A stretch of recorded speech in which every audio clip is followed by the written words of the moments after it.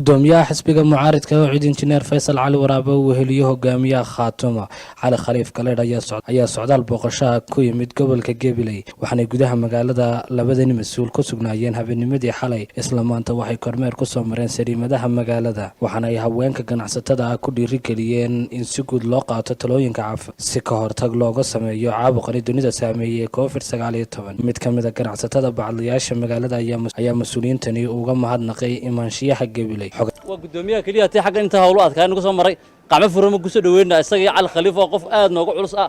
oo maantii koobaad isna xaggan live u aragnay aad baan labadaba soo dhaweynaa aad baa maasantii waxaan kaloo leenahay madaxda kale dalku dadka ka horayaan danyarta ka horayaan sa gudoomiyaasha socdaan dadka soo dhaxmaran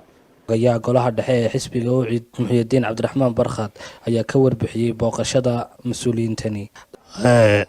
maanta waxa booqasho ku yimid gobolka Gabiley gudoomiyaha xisbiga Faysal Cali Xuseen iyo Cali Khaliif Galeed booqasho ay gobolka soo eegayaan bay ahayd waxayna soo indheeyeen amba ay soo eegeen meelaha wax lagu iibiyo iyo suuqyada ay soo eegeen waxay ka wacyigeliyeen COVID-19 kan bay wacyigeliyeen marka safarku wuxuu ahaa amba imaanshahan gobolka Gabiley ku yimaanayeen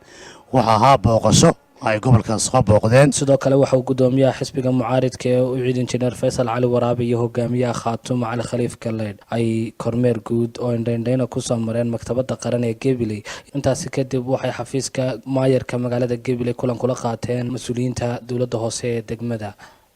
Farxaan Cabdawcise Honkable TV gobolka Gabiley